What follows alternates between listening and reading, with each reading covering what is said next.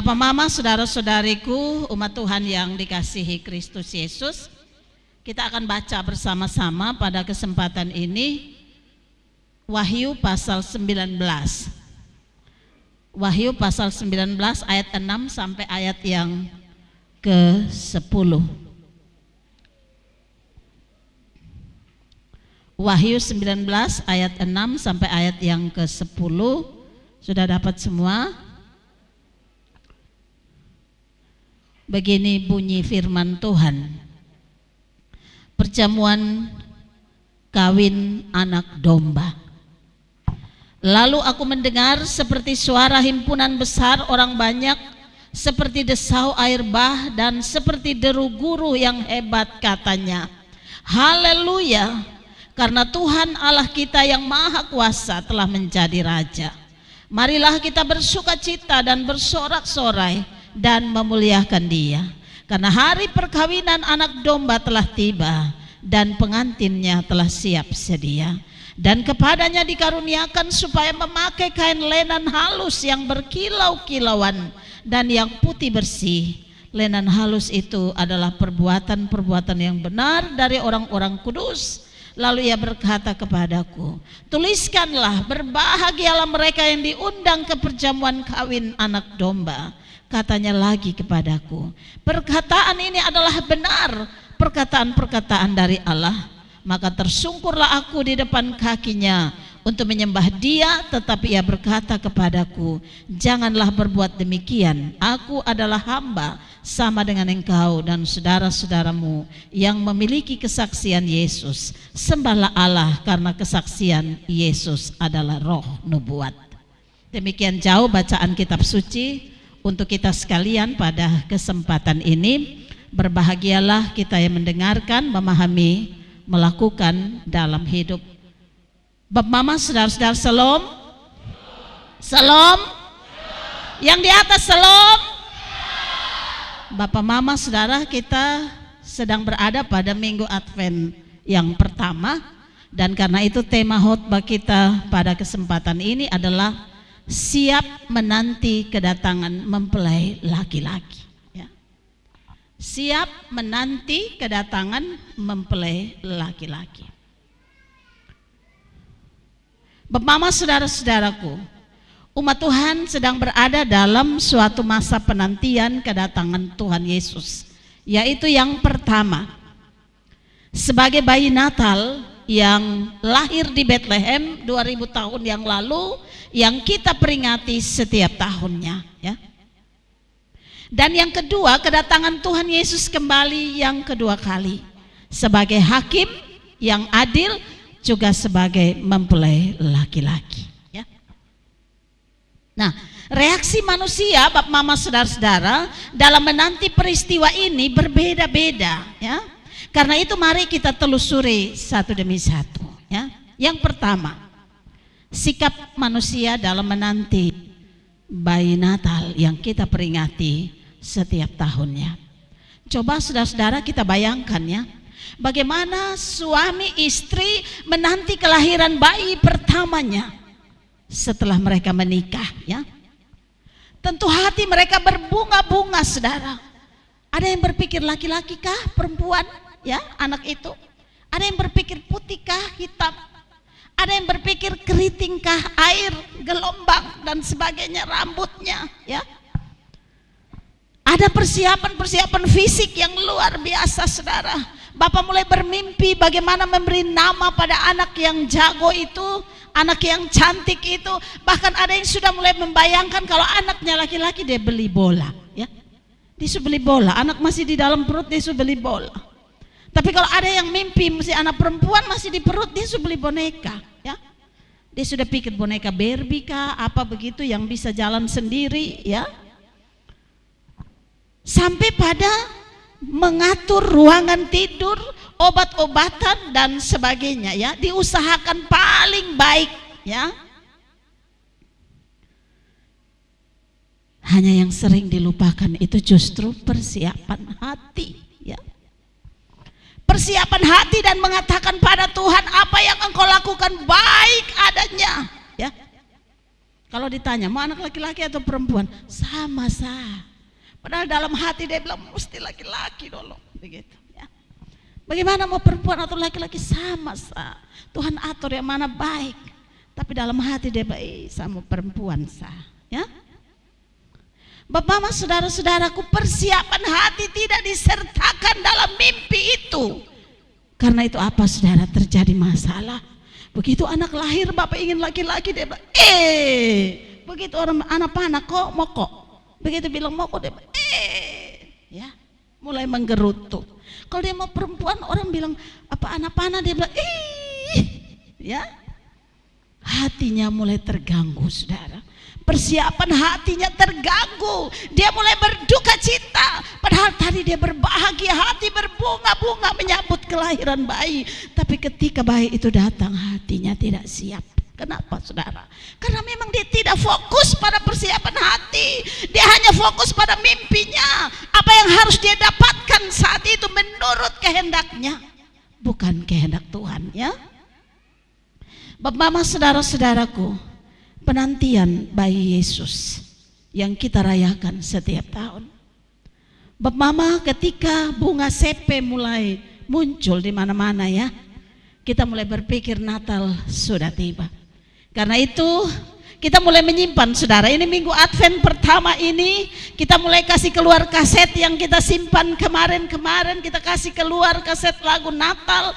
Kita kasih keluar peralatan rumah, peralatan dapur, ya, peralatan dandan kita supaya lebih cantik, peralatan yang berkaitan dengan persiapan pakaian dan sebagainya. Lalu kita lihat pusat perbelanjaan mulai padat, baik toko-toko, pasar, mall, swalayan, salon-salon kecantikan penuh dari ujung sampai ujung, saudara, ya. Tukang jahit juga penuh. Saya juga kapan hari mau pijahit, wah penuh ibu, maaf, langganan sudah penuh. Wah, saya ketinggalan, ya. Berarti saya mesti pakai yang lama saja nih, begitu, ya. Penuh semua ini tukang jahit, saudara. Bahkan kendaraan juga penuh. Darat, udara, laut penuh semua. Karena apa? Mudik, ya. Semua mau pulang kampung, walaupun COVID, semua pulang, Bapak, Mama, saudara-saudara, ya. Bayangkan begitu sibuknya manusia sampai, Bapak, Mama, waktu 4 minggu Advent yang diberikan sebagai waktu persiapan diri, dimulainya tahun gereja saja tidak cukup. Tidak cukup, ya. 4 minggu itu tidak cukup. Kenapa saya bilang tidak cukup? Sampai tanggal 24 malam saja ada yang tidak ke gereja. Benar, ya? Ini karena sibuk 4 minggu tidak cukup, saudara. Dia sudah tidak pergi gereja lagi, saudara, dia tunggu di rumah. Nanti orang sudah pulang baru dia mulai kukuru pelan-pelan. Bisa selamat, kau pegang tangan. Apa yang dia cari? Sopi yang dia cari, gitu, ya. Ya. Apa yang dia cari? Kenikmatan yang dia cari, begitu, saudara.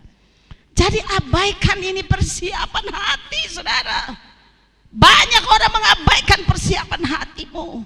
Karena itu apa? Engkau tidak berdamai dengan Tuhan.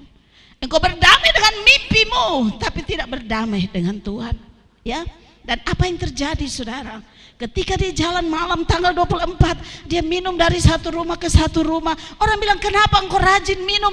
Saya menghargai, saya perasaan. Dan kalau satu kali menghargai, berulang-ulang menghargai. Dan terakhir apa? Tidur di jalan, ya. Bapak, Mama, tanggal 25 pagi itu kita jalan, ada banyak orang tidur di aspal, saudara, tidak sadarkan diri, air liur meleleh, celana juga bisa turun, Bapak, Mama, ya. Ya, begitu, ya. Ini orang-orang yang sungguh fokus pada mimpinya, apa yang dipikirkan dengan keinginannya, tapi tidak pada persiapan hati. Mudah-mudahan di Voimahen tidak ada, ya. Saya yakin di sini tidak ada. Kami di Pola banyak sekali, Bapak, Mama, ya. Jadi tanggal 25 kami mau pergi itu, kita mau ikut di bawah kok, mau ikut di atas kok, begitu. Joget habis sampai subuh begini, ya tidur sudah, begitu, ya. Saya berharap di Voimahen ini tidak ada, ya. Yang dilupakan ialah persiapan hati. Karena itu apa, saudara? Yesaya 1 ayat 13b mengatakan, kalau kamu merayakan bulan baru dan Sabat atau pertemuan, aku tidak tahan melihatnya, karena perayaanmu itu penuh kejahatan. Amin, saudara. ayat 14b-nya mengatakan, aku benci melihatnya, semua itu menjadi beban bagiku karena aku telah payah menanggungnya. Ya. Dia payah menanggung kejahatan saudara dan saya, bahkan menjelang kelahirannya juga kita masih melakukan itu saudara. Kalau masih ada, bertobat malam ini.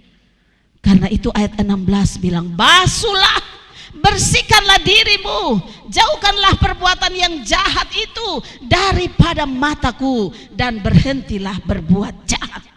Ya.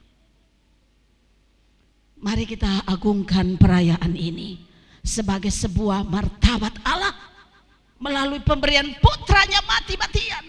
Tidak sembarangan Bapak Mama seorang raja meninggalkan takhta yang tinggi untuk turun menjadi sama dengan manusia. Itu bukan persoalan mudah, bukan persoalan murah saudara, ya. Dia punya nilai bukan senilai harga yang kita inginkan, ya. Karena itu saya berharap kita semua bisa menyadari hal ini secara baik saudara, ya. Sikap manusia dalam menanti kedatangan Yesus Kristus sebagai mempelai. Hal yang kedua saudara, sikap manusia dalam menanti kedatangan Yesus Kristus sebagai mempelai. Bapak Mama saudara-saudara, kedatangan Yesus Kristus kedua kali ini harus dinantikan dengan persiapan 1 kali 24 jam, ya. Kenapa saudara? Lukas 12 ayat 40 bilang, hendaklah kamu juga siap sedia, karena anak manusia datang pada saat yang tidak kamu sangkakan, ya. Seperti pencuri, ya. Saudara tahu, biasa kalau kita tahu mau kedatangan tamu di rumah, apalagi tamu itu sangat berarti bagi kita, maka sudah pasti kita melakukan persiapan-persiapan yang berarti, mulai dari pembersihan halaman rumah, setiap ruang, kamar tidur, WC, kamar mandi, sampai pada merancang bagaimana menyajikan makanan yang lezat agar tamu kita itu merasa nyaman. Bahkan hampir tidak ada orang yang mau agar persiapannya dinilai sebagai yang tidak maksimal, benar ya?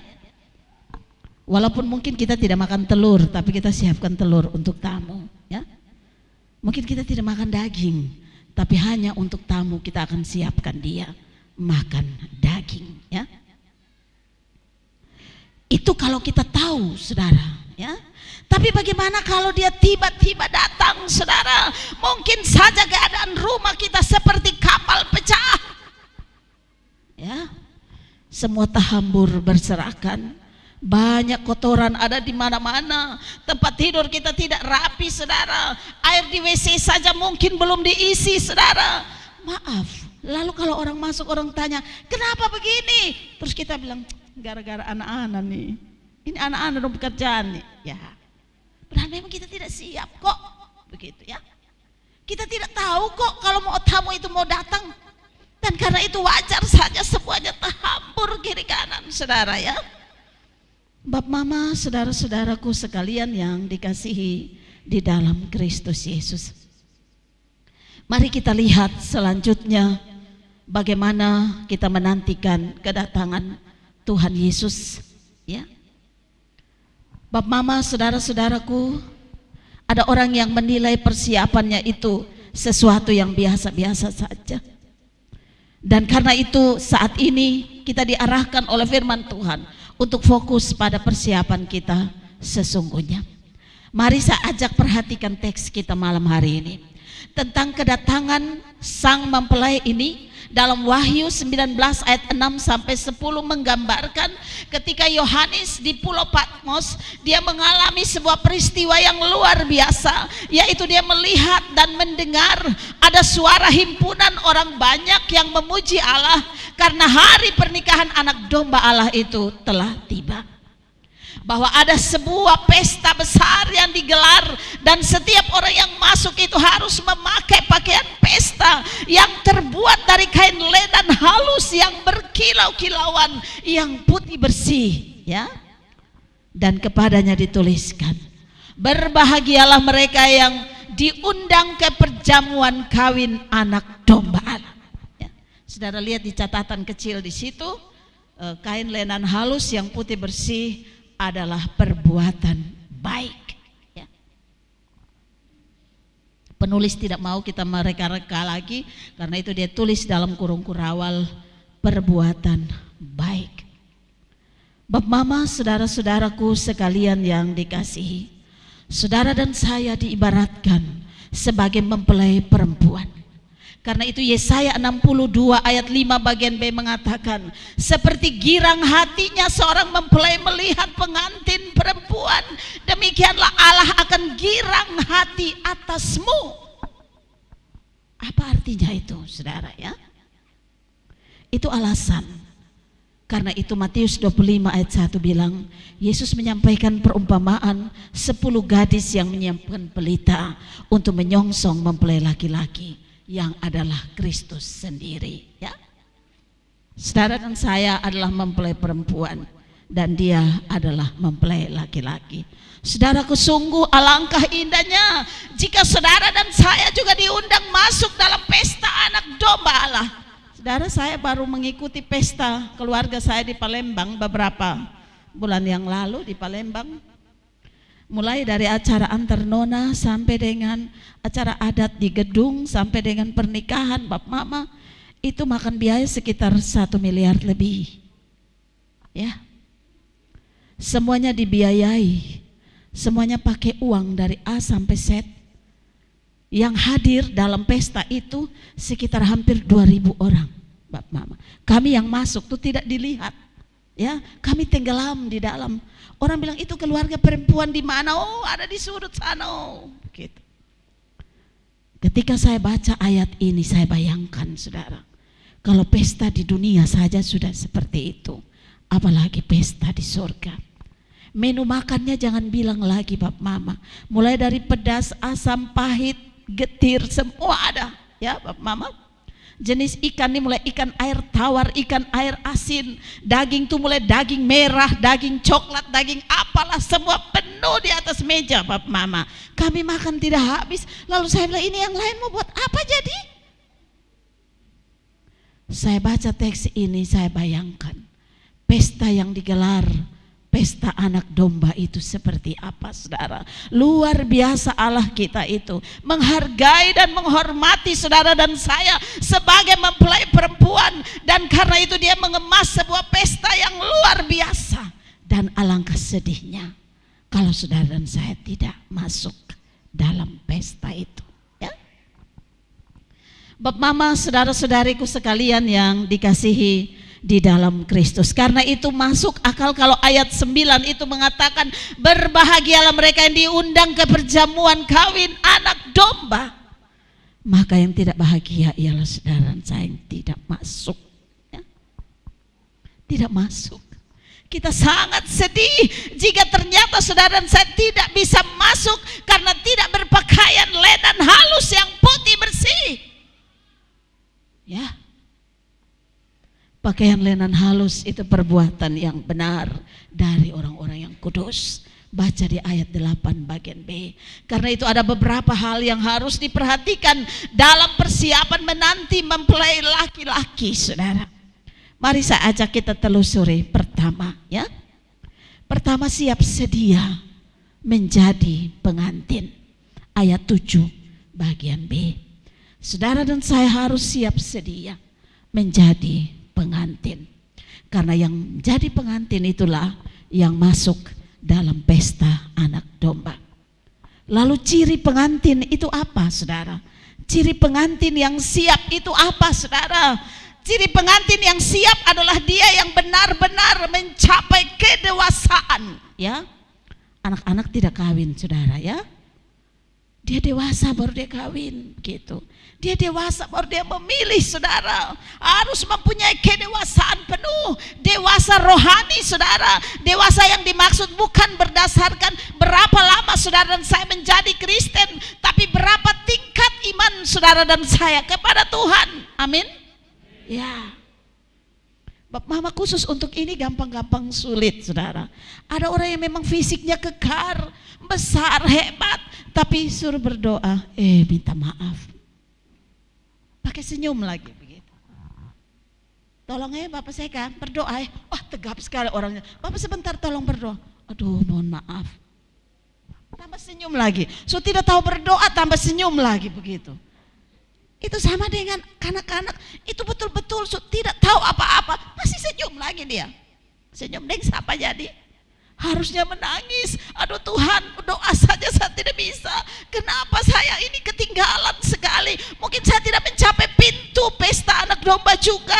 Berdirilah di luar pagar sana dan menonton, menangis di sana, ya. Tapi kalau pakai senyum lagi, itu yang soal, ya. Ini keadaan kita sekarang, Bapak Mama, saudara-saudara. Dewasa di dalam rohani, ya. Dari kecil kita Kristen, saudara. Lalu mestinya kekristenan kita itu bertumbuh seiring dengan usia kita, semakin hari semakin besar, lalu berbuah, berbunga, lebat, dan dikecap oleh banyak orang. Tapi apa yang terjadi, saudara? Ada orang yang semua mati tidak tahu berdoa, ya. Bapak Mama, saya punya pengalaman. Ada seorang tokoh yang luar biasa, ya. Orang tokoh LSM. Kalau omong di depan itu semua orang iya. Ya, satu saat dia jatuh sakit, saudara. Lalu harus dirawat di daerah Jawa. Dia berangkat dengan anaknya, putrinya yang pertama. Sakitnya itu menurut dokter tidak tertolong, saudara. Karena itu menurut kebiasaan agama itu, kalau orang yang sudah diambang maut diberi kesempatan untuk berdoa. Berdoa untuk mengakhiri hidupnya. Bagi mereka itu mengucap kalimat syahadat, ya. Suruh anak ini berdoa, dia tidak tahu berdoa, saudara.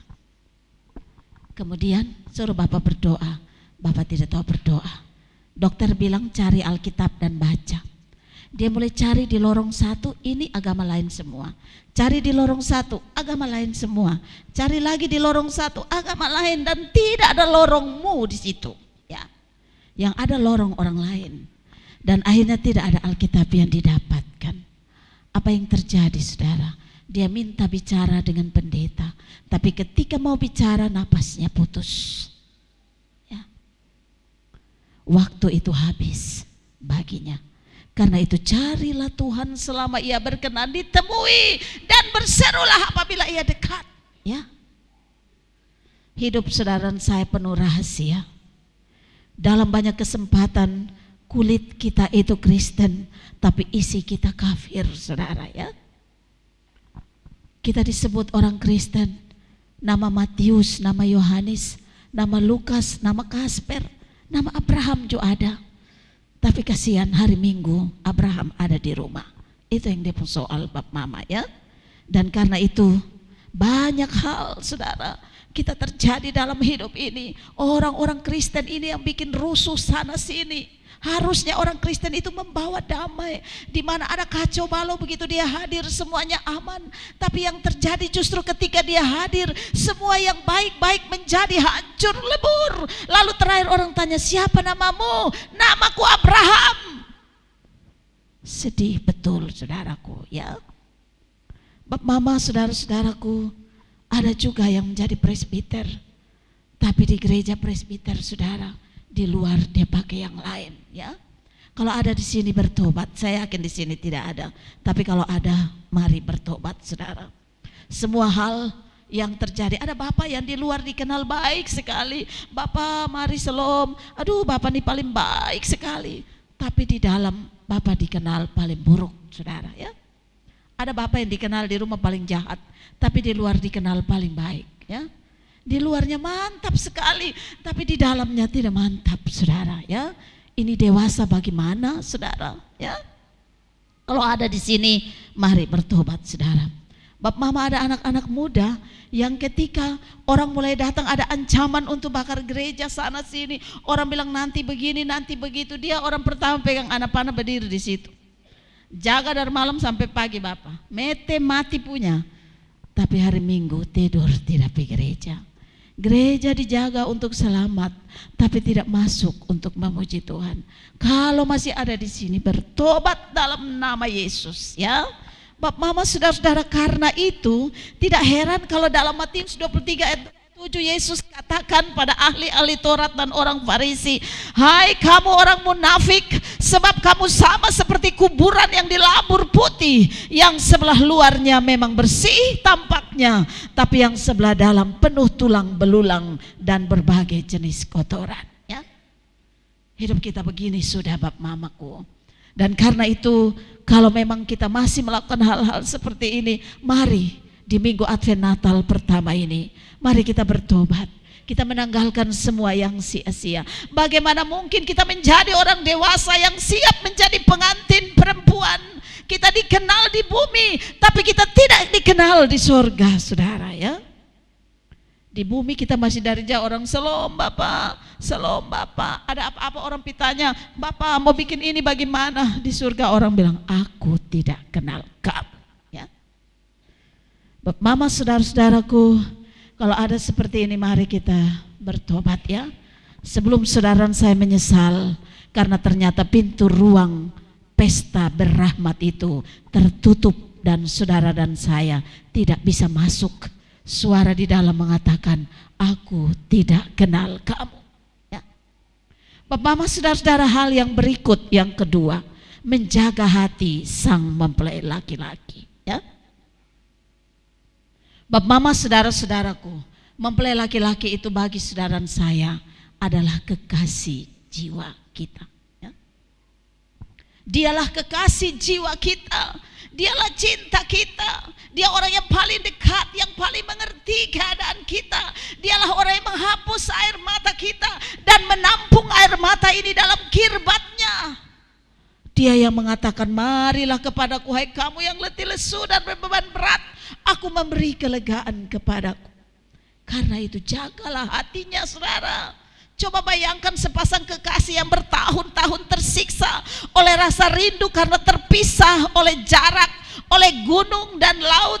Mereka hanya bisa bertemu melalui surat atau telepon ya. Kalau dulu kita masih pakai surat ya. Dan biasanya kalau rindu kekasih yang ada di Kupang, kita turun di pelabuhan habis, kita lihat laut, kita mulai membayangkan dia, kita menangis-menangis, tertawa sendiri-sendiri, omong sendiri-sendiri, habis itu pulang, maka kerinduan kita tercapai ya. Dulu orang bilang itu bom kita turun di bom, kita mulai lihat laut, lalu kita bayangkan kapan baru dia pulang. Sedih sekali, sakit sekali, kapan dia pulang ya. Dan karena itu kita banyak sekali mengeluarkan air mata dan sebagainya. Semakin lama tidak bertemu, semakin kuat rasa rindu, mimpi kita untuk berjumpa dia. Bahkan ada yang tidur juga mengigo. Ada yang tidur juga mengigo, sedikit-sedikit omong dia penama, kakak, kakak, kan terlalu rindu sekali nih kakak ya. Tapi ada juga yang sebaliknya, saudara. Makin lama tidak bertemu, mereka mulai saling melupakan. Bahkan ada yang sampai mengkhianati kekasihnya dengan memilih kekasih yang lain. Benar ya, benar ya. Ada yang memilih kekasih yang lain dan putuslah hubungan kasih itu, saudara.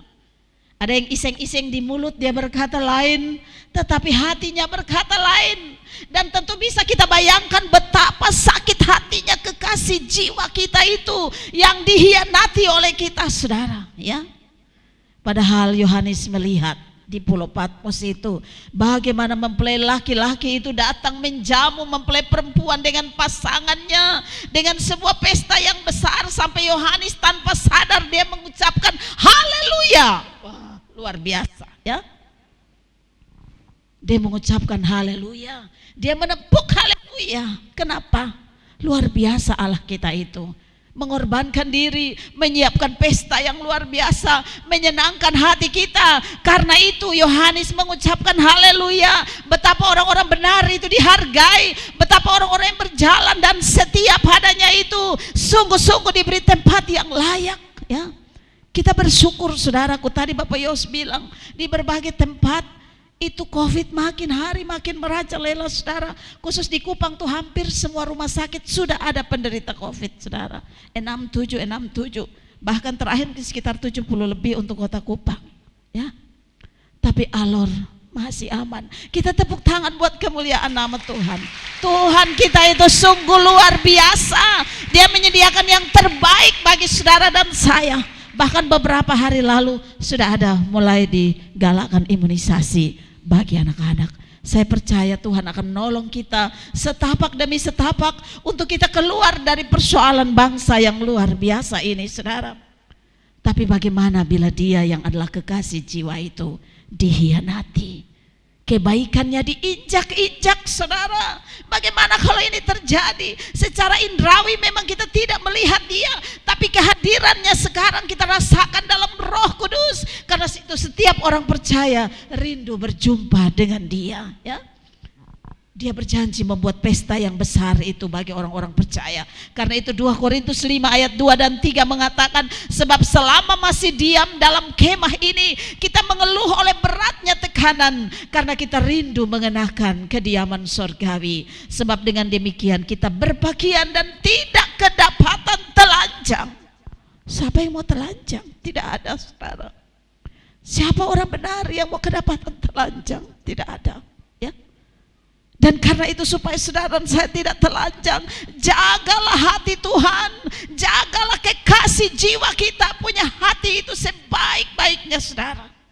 Sehingga saudara dan saya dihormati dan dihargai di pesta perjamuan anak domba Allah itu. Bapak, mama, saudara-saudariku, umat Tuhan yang kekasih, kita rindu mengambil bagian dalam pesta itu. Bagaimana kalau kita tidak dinyatakan dewasa, ya? Bagaimana kalau kita tidak dinyatakan dewasa, kita tidak dijamu oleh mempelai laki-laki itu karena mengkhianati kekasih jiwa kita. Kita memilih jalan yang lain untuk tidak setia, saudara. Ya, banyak orang memilih tidak setia. Dia tunggu-tunggu Yesus tidak cepat datang, lalu dia mulai beralih kesetiaannya. Banyak orang percaya pada pohon-pohon besar, banyak orang percaya pada batu-batu besar, banyak orang percaya pada kekuatan-kekuatan lain. Ya, banyak orang percaya pada kekuatan-kekuatan sementara yang hanya memberikan kepadanya kesempatan untuk berjaya sementara secara semu, saudara, sambil dia melupakan kekasih jiwanya yang sungguh telah mengangkat dia dari lumpur dosa, saudara. Ya, dia menggadaikan kesetiaannya dengan segala kenikmatan yang sesaat, saudara. Padahal Keluaran 20 ayat 3 mengatakan, jangan ada padamu Allah lain di hadapanku. Di atas langit, di bawah bumi, jangan sujud menyembah atau beribadah kepadanya. Sebab aku Tuhan Allahmu adalah Allah yang cemburu, dan akan kubalaskan sampai keturunan ketiga dan keempat dari orang-orang yang membenci aku. Ya, Bapak Mama baca baik-baik Keluaran pasal 20 ayat 3 dan seterusnya. Kalau suami cemburu saja kita susah kita hati, saudara, ya. Dia datang di muka asam, kita tegur dia tidak balas, ya. Bangun tidur dia sepi di pintu sana, Bapak Selom tidak balas, hati sakit, saudara. Apalagi kalau istri cemburu dia tidak masak, ya. Kalau dia tidak masak tuh lebih repot lagi tuh, ya. Itu kalau suami istri cemburu saja menyakitkan, apalagi Tuhan yang cemburu, saudara. Api cemburu Tuhan itu tidak dapat dilawan oleh siapapun. Bapak Mama, kenyataan membuktikan, ya. Ketika kita hidup, anak-anak kita mulai sakit-sakitan sampai keturunan kesekian. Pi berdoa tidak sembuh, datang berdoa tidak sembuh, pi rumah sakit situ tidak sembuh. Orang bilang pi Kupang berobat uang su habis sampai ratusan juta tidak sembuh. Kembali pulang datang berdoa terus. Orang bilang dulu nenek moyang dong ada sembah ayam besar, nenek moyang begitu, ya. Kalau saya nih sama orang tua tuh apa, ayam jago merah, ya Bapak Luther. Kami keluarga Milu tuh ayam jago yang merah itu berdiri di atas batu baru dia berkokok pigi, itu berarti semua keturunan Milu tuh omong tuh orang begini. Tapi bukan yang sekarang, bukan yang sekarang, ya. Lalu apa yang terjadi, Bapak Mama? Kita mendapatkan akibatnya, saudara. Karena itu sebagai orang-orang yang hidup di keturunan kesekian, mari bersandar pada Tuhan, saudara. Mari memilih setia di jalan-jalannya. Karena api cemburu Allah itu akan berlangsung dan dibalaskan sampai keturunan ketiga dan keempat, ya. dari orang-orang yang membenci, tapi kasih karunia-Nya kepada orang-orang yang takut akan Dia, ya. Bapak Mama, saudara-saudaraku sekalian yang dikasihi di dalam Kristus Yesus, betapa banyak orang yang tidak menjaga hati Tuhan, ya. Banyak yang menggantikan posisi Tuhan dengan ilah zaman ini. Ada yang menggantikan posisi Tuhan dengan apa? HP Android, ya. Kenapa saya bilang begitu? Waktu kita nih lebih banyak di situ, ya. Kita duduk tuh dari pagi bisa sampai malam. Begitu kas naik status, satu orang mulai komen, kita mulai balas, komen, balas, komen, balas, balas sampai malam, begitu. Jam doa juga kita sudah tahu. Jam baca Alkitab apalagi, itu apa? Tulisan kecil-kecil untuk apa? Lebih baik lihat ini nih, ada komen, begitu, ya. Bapak Mama, dan apa yang terjadi? Awal tahun kita sudah bilang ini Alkitab yang 1800 pasal ini, sekian pasal ini kita bagi satu hari 3 pasal. Kita baca sampai habis, akhir tahun selesai. Apa yang baik? Begitu baca sampai pertengahan, Android susita habis waktu, maka angkat taruh. Jadi tahun itu tetap gagal dan gagal, begitu. Ya, kita menempatkan Android menjadi ilah zaman ini yang meraup seluruh perhatian kita, dan untuk Tuhan tidak ada. Saya selalu bilang di mana-mana, kalau kita memberi perpuluhan kepada Tuhan dari uang yang kita dapatkan, maka waktumu juga harus diberikan kepada Tuhan. Amin. Kalau satu hari ada 24 jam, maka engkau harus memberikan 2 jam 40 menit itu untuk Tuhan, ya. 2 jam 40 menit itu harus digunakan untuk berdoa, membaca Alkitab, bermeditasi, mencari Tuhan. Kaki ini berjalan di mana ada ibadah. Bukan orang ibadah rumah tangga di samping saya, dia ada di sebelah, dia tidak pergi. Malah dia tutup pintu lagi. Itu tuh Bapak Mikael punya, saya kan saya, nanti baru datang di saya, begitu. Tapi kalau dia urus adat, Bapak Mama, duduk sampai siang Bapak. Kalau orang sudah bilang, ya ini mau kocap bulan mesti taruh, ini untuk Om, dia taruh Makassar Baru. Tidak, orang di atas bilang Nanaing, begitu. Mesti taruh bulan dulu. Ini masih Makassar Baru, belum bisa nih. Ini. Tunggu sampai siang, bisa. Tapi di gereja, orang bilang khotbah 1 jam, dia bilang lama sekali. Lama sekali. Sekarang musim Covid ini orang bilang 1 jam. Mulai dari fotum salam sampai terakhir tuh 1 jam. Apalagi kalau Ipen yang pimpin 1 jam. Begitu. Tapi itu yang bilang terlalu amat lama, saudara. Saudara bayangkan 1 minggu, 1 hari 2 jam 40 menit kali 7. Berapa? Lalu pergi duduk di gereja 1 jam sudah tidak bisa. Ya, kalau ada bertobat, ya. Rohani kita harus diberi makan yang cukup. Bukan hanya tubuh, saudara. Tubuh kita makan 3 kali, tapi jiwa kita juga harus makan. Saya bilang di mana-mana ketika ada penginjil berkhotbah, ya, di Moro sana, dia berkhotbah bilang apa? Tubuhmu gemuk, tapi jiwamu kerepeng. Saya juga pikir-pikir, wah ini saya gemuk, jadi betul-betul saya nih, wah ini saya mau jadi apa ini? Begitu. Tapi kemudian saya pikir-pikir benar juga, ya. 1 hari tubuh kita makan 3 kali. Tapi jiwa kita makan apa? Begitu. Jiwa kita makan hati, saudara, ya.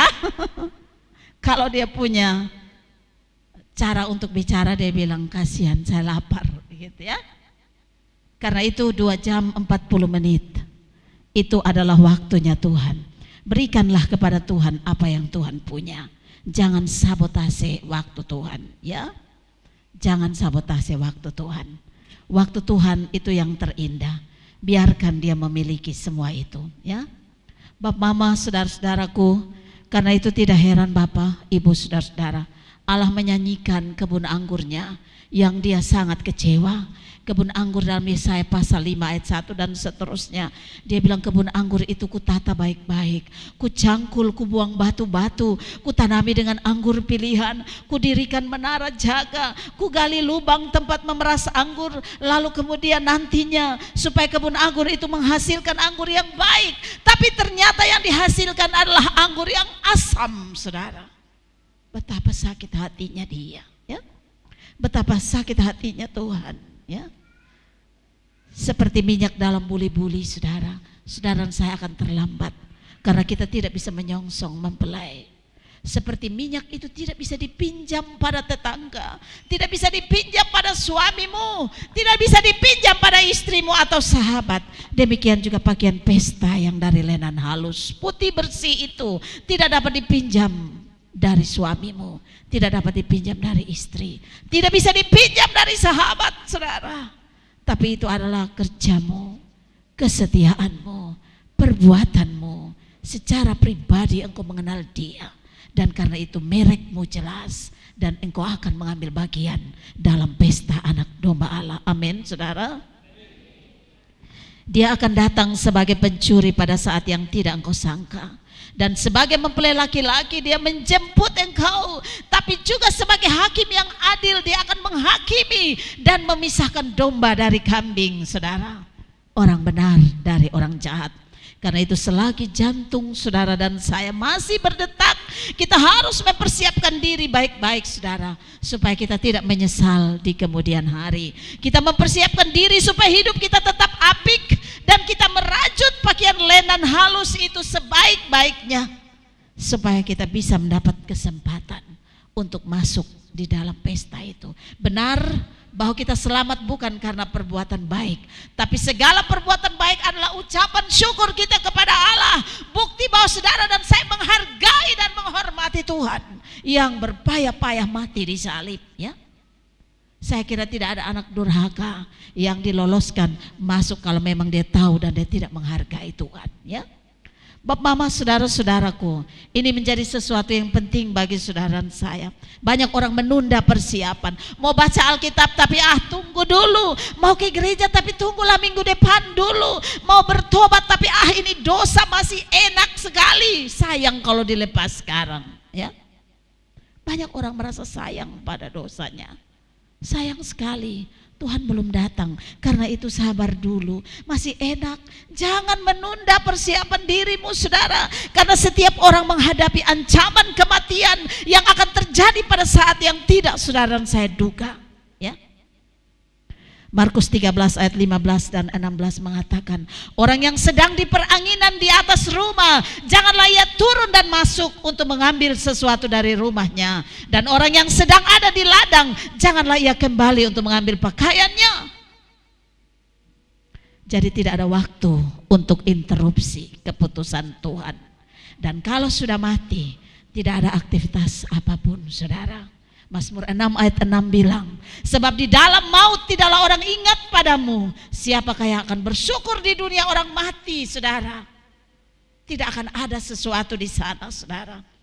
Jadi jangan berpikir tentang bagaimana engkau hidup, keluargamu, rumahmu, jabatanmu, kekayaanmu saja di dunia ini. Tapi pikirkanlah juga bagaimana hari kematianmu, ya.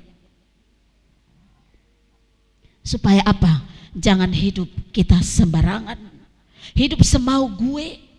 Omong apa nak omong saja. Buat apa nak buat apa, buat saja. Lalu melangkah mau mana melangkah saja. Yang tidak dipikirkan adalah bagaimana kalau kaki yang melangkah itu akan berhenti. Kalau mulut yang omong banyak itu akan stop. Maka apa yang terjadi, saudara? Kalau saudara punya pakaian pesta, masuk. Kalau tidak, berdiri di luar. Ada yang mengatakan mati itu urusan Tuhan. Siapa yang bilang mati urusan Tuhan? Saudara, tidak. Mati itu urusan saudara dan saya juga. Artinya apa? Tuhan berurusan dengan saudara dan saya sebagai hakim yang adil. Amin, saudara. Jangan menunda waktu, saudara, untuk berbuat baik. Lakukanlah apa yang baik seolah-olah besok saudara dan saya mati. Ingat 5 gadis yang menunda waktu untuk mempersiapkan diri. Akhirnya mempelai datang dan mereka tertidur, ya. Yakobus 4 ayat 14b. Saya akhiri khotbah ini dengan Yakobus 14 ayat 14b mengatakan, apakah arti hidupmu? Hidupmu itu sama seperti uap yang sebentar saja kelihatan lalu lenyap. Bapak, mama, saudara-saudaraku, ada orang yang begitu selesai buat rumah yang mewah, besoknya dia meninggal, saudara. Yang dibawa apa? Tidak ada apa-apa. Datang dengan telanjang, pulang dengan telanjang. Ya. Ada teman satu yang kuliah S2, saudara. Dia pergi kuliah di Flores, pergi di seminari, dapat S2-nya di sana. Wisuda hari ini, minggu depan meninggal. Rumah di Moru mewah, istri anak tinggal. Dia pulang dan dikuburkan, ditulis namanya MTH di belakang. Sedih, saudara. Ya. Pergi dan MTH-mu berlaku di sana, begitu, Bapak Mama. Karena itu melalui kesempatan ini, di minggu persiapan Natal ini, di minggu Advent yang pertama ini, mari kita menyediakan waktu untuk Tuhan. Jangan membuang-buang waktu, saudaraku. Jangan lihat ke kiri ke kanan, saudaraku. Jangan malu, jangan kecewa, jangan berpikir panjang kalau dosamu masih nikmat. Kalaupun dosamu masih enak, kalau tenggelam dalam dosamu itu masih berarti untukmu. Kalau engkau belum bisa melepaskan sesuatu yang bertentangan dengan Tuhan, yang membuktikan bahwa engkau tidak setia padanya, lepaskan sekarang di hadapan Tuhan, supaya dia mengambil alih segala urusan hidupmu. Dia bisa menggelar pesta yang besar untuk saudara dan saya menikmati. Karena ingatlah, hidup tidak berakhir di pintu kubur, tapi mati hanyalah jembatan untuk saudara dan saya lalui menuju kehidupan kekal. Di sana saudara disambut, masuk makan dalam pesta perjamuan atau tidak, masuk dalam rumah yang kudus atau tidak, itu sudah bukan pergumulan lagi, saudaraku. Selagi ada di dunia ini, pakailah kesempatan ini. Saya menyadari hal ini melalui pengalaman saya, saudara. Ketika saya sakit, saudara, lambung yang saya gumuli selama ini, saya harus tidur di Cikini 1 bulan, saudara. Makan biaya berapa banyak? 140-an juta, saudara. Ya, saya kredit sampai baru bayar habis tahun-tahun kemarin. Saya tidur di Cikini dan setiap hari saya lihat ada daun kelapa yang melintang begini di jendela itu. Setiap pagi saya lihat ada daun kelapa, besok pagi lagi saya lihat ada daun kelapa, dan saya lihat daun kelapa itu selama 1 bulan. Saya berkomitmen dengan Tuhan dan saya angkat tangan, Tuhan, saya sekolah bukan untuk duduk di sini dan lihat daun kelapa ini. Saya kuliah untuk ada di mimbar. Saya kuliah untuk memberitakan Injil Tuhan, dan karena itu saya berkomitmen hari ini saya pulang. Dan saudara tahu, saya pulang sebelum sembuh, saudara. Ya. Dokter belum vonis saya bahwa saya sembuh, tapi saya memilih untuk pulang karena saya tahu ketika saya berkomitmen dengan kekasih jiwa saya, dia akan menyediakan yang terbaik bagi saya. Amin, saudara. Mari kita tepuk tangan buat Tuhan kita yang luar biasa, saudara. Dan karena itu, saudara-saudara, ketika saya pulang dari Jawa, saya masih bawa-bawa makanan dalam mimbar. Saya harus saksikan ini karena Tuhan suruh saya menyaksikan. Saya bawa-bawa makanan dalam mimbar, dan ketika di mimbar paduan suara menyanyi, saya makan. Habis menyanyi saya bangun dan saya berkhotbah. Saya lanjutkan kebaktian itu.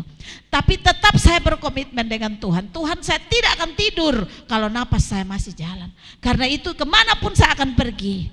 Apa yang terjadi, saudara? Ketika saya mau pindah pola, Tuhan bilang, selesai, makananmu ditinggalkan, semua obatmu ditinggalkan, dan saya tinggalkan semua, baik obat, baik makanan, semuanya saya tinggalkan, baru saya masuk di pola, saudara. Ya, puji Tuhan, Tuhan luar biasa, saudara.